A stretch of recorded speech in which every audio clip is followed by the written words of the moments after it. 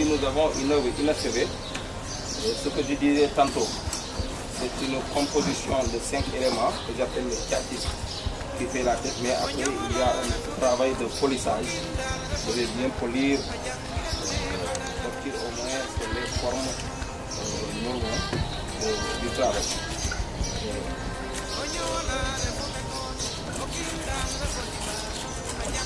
Mais cette couleur ne continue pas sur l'eau. Il y en a qui réclament d'autres couleurs comme les sculptures. Mais là, je ne sais pas encore faire ça. Et là, je vais patiner avec du cirage noir. C'est ce cirage qui permet que ça ressemble à du bronze.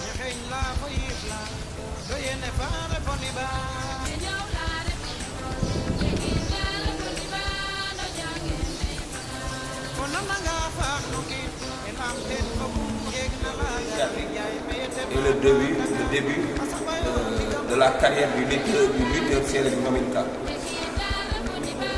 aux îles des Salou, notamment à Bassou.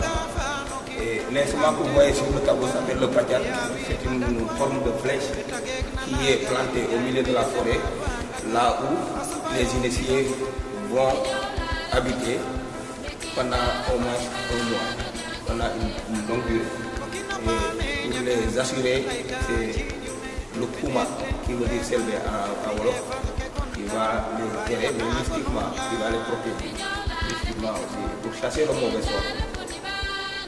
Cette œuvre fait partie d'une œuvre intitulée Le combat sans verdict, c'est-à-dire un combat où le verdict a été donné, mais après le recours de l'autre lutteur vaincu, il a eu gain de cause et le verdict a été cassé. C'était entre Lac de Guiers 2 et Baboy. Ici, vous avez une œuvre qui s'appelle le Ngembo Sektosan, c'est-à-dire qu'en Afrique ou au Sénégal, les lutteurs appartenaient à une ethnie ou à une région ou à un village. Mais maintenant, avec l'avènement du CNG, il y a eu le comité de normalisation et de gestion de la lutte ici au Sénégal. Il est devenu maintenant question qu'ils se regroupent sous forme d'écuries. Et ces écuries ont déménagé des entraîneurs et tout ça, et beaucoup de lutteurs dans le groupe. Mais avant, ce n'était pas comme ça. Les Peuls avaient leurs accoutrements parce que la lutte, elle regroupe l'esthétique des ethnies, mais la culture de chaque ethnie était présente. Les accoutrements répondaient à chaque ethnie. Les Sérères s'habillaient comme ça, les Peuls d'une autre manière, les Firbou d'une autre manière, les Diola et les Sossé, ainsi de suite. Chaque ethnie venait avec son accoutrement, sa danse, ses rythmes de percussion et ses chants. Parce que les lutteurs, ils étaient doublés à la fois de poètes, ils étaient des poètes, ils étaient des danseurs, avant d'être aussi des ce qui s'est passé. Mbapat, vous avez beaucoup de combats sur un certain espace. Et cet espace est animé par des griots, c'est-à-dire des tableaux de campagne. Mais les danseurs, les lutteurs danseurs, ici, c'est un lutteur ou Wolof qui danse avec les accoutrements, c'est-à-dire attacher beaucoup de pagnes autour des reins sur sa ceinture et danser avec, quand il tourne, beaucoup de pagnes tournent avec lui. Mais il avait aussi des chansons et des mots pour lui, pour chanter sa gloire. Et cet espace, l'arbitre au milieu, siffle à la bouche, est en train d'arbitrer. Mais c'est des combats que j'ai présentés ici, c'est des combats significatifs, des combats symboliques. Ici, vous avez l'usine de l'Est, on investit le lutteur à la lutte simple. C'était le roi de la lutte simple, mais il a été surpris par. Il s'appelait usine Dolé, l'usine de la force. Dolé veut dire force en Wolof. Et lui, on l'avait surnommé usine Dolé. Mais il a été surpris par un jeune lutteur qui venait juste de monter, qui s'appelle Djibril Diom. Il a surpris et l'a terrassé. Et a pris vraiment le dessus sur lui. Ici, nous avons l'avènement des 4 appuis. les 4 appuis, c'était pas une chute avant, mais comme c'était dangereux pour le lutteur qui a fait 4 appuis, du moment que c'est la lutte avec frappe, ça pouvait être dangereux. Finalement, le militaire du sport a dit que finalement, les 4 appuis, quand il y a 4 appuis, qui a perdu le combat. Pour protéger le lutteur qui a fait 4 appuis. Bon, en quelque sorte, c'est ça, la présentation. Là, c'est le dengue, là-bas, c'est le mot du diol, ce qu'on appelle le diol. Les sculptures que vous voyez sont composées de cornes de mouton. De cornes de mouton, mais accompagnées avec un matériau que moi j'appelle le tchatchisme, qui est une pâte au départ. Tchatchisme qui vient de mon nom, Tcham. Je m'appelle Tcham, et tchatcher veut dire chercher. J'ai cherché, j'ai trouvé ce matériau, et c'est pour ça que je l'ai appelé tchatchisme. Et ce tchatchisme qui relie les cornes de mouton et les membres inférieurs et les membres supérieurs de ces lutteurs. Mais moi, vous voyez du visuage de ce là. J'ai patiné avec du visuage noir pour avoir cette couleur qui ressemble à du blanche. C'est des mecs comme nous. Des marques non. Évoluer à partir des valeurs africaines que les Africains doivent préserver, c'est-à-dire le combinage artisanal. Donc c'est une longue histoire. Mais la sculpture, peut-être, c'est maintenant que je me suis vraiment adonné à la sculpture quand je suis devenu grand, mais j'ai commencé à sculpter à bas âge.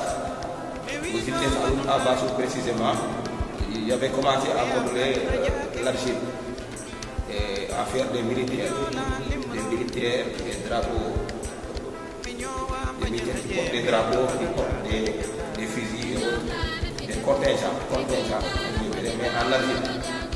Mais beaucoup plus tard, j'ai été à l'imprimerie, après l'école. J'ai suivi une formation à l'imprimerie, j'ai travaillé à l'imprimerie. Et mes premiers tableaux sont issus de l'imprimerie, de l'encre d'imprimerie du papier, les premiers vrais tableaux que j'ai réalisés dans ma carrière.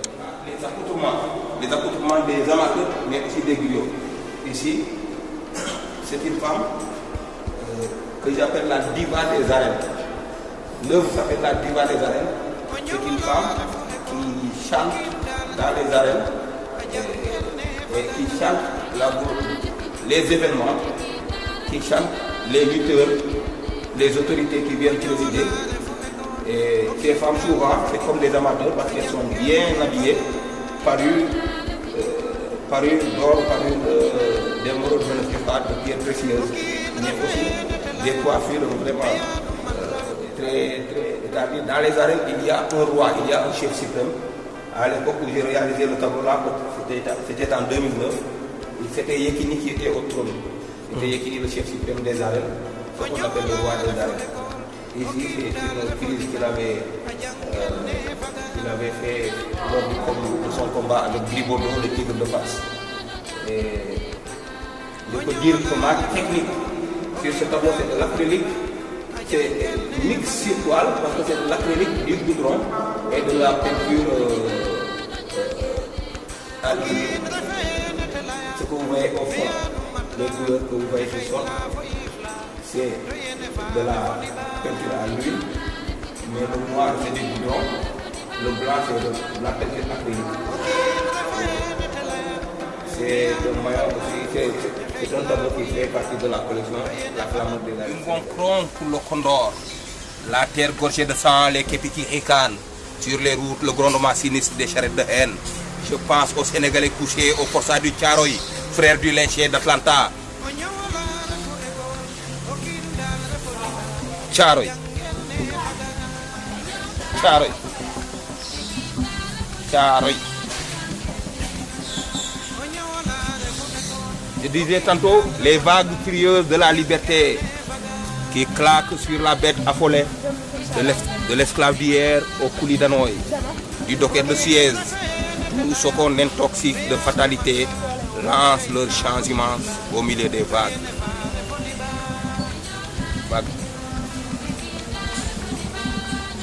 N'est-ce pas? à cet espace où nous sommes aujourd'hui, dénominé Penc, qui veut dire assemblée en Wolof, est l'espace de l'oralité. Cet espace a pour vocation tout ce qui a trait avec l'oralité, c'est-à-dire le théâtre. Les slameurs doivent venir ici jouer aussi, les récitals de poèmes, les contes, même la danse, parce que la danse c'est des mouvements du corps qui parlent. Donc tout ce qui a trait avec la parole est abrité par cet espace, le Penc. Pas les percussions, parce que les percussions c'était les outils de communication. Ce qu'on appelle le lam, qui donne le son lourd, le son très lourd. En séeréer, c'est annoncer les baptêmes. Un autre instrument pour annoncer les deuils. C'est-à-dire quand quelqu'un meurt au niveau du village. C'est au Penc qu'on vient taper tout ça. Quand il y a des bonheurs, quand la récolte est bonne, quand on doit aller au champ, quand on doit prier, ce qu'on appelle le Baounan, prier pour que le bon Dieu puisse pleuvoir, pour avoir une bonne saison. Quand il manque des pluies, c'est les Baounan. C'est des rites ou des prières qu'on formule pour que le bon Dieu verse l'eau au niveau du village. Et c'est à partir du Baounan. Il y a aussi les récipients que les femmes utilisaient dans les foyers, tels que le mortier, le pilon, les calebasses et tout. Et même le banc traditionnel est là. Le banc sculpté où le chef de Penc s'assoit, sur lequel le chef de Penc s'assoit. Et cet instrument que vous voyez, calebasse, qu'on appelle gambe, sert à faire de la musique, mais aussi à faire ce qu'on appelle le bagaj, c'est-à-dire une pâte de bissap, de feuilles de bissap, qui s'accompagne avec le riz, avec beaucoup de sauce que nous préparons.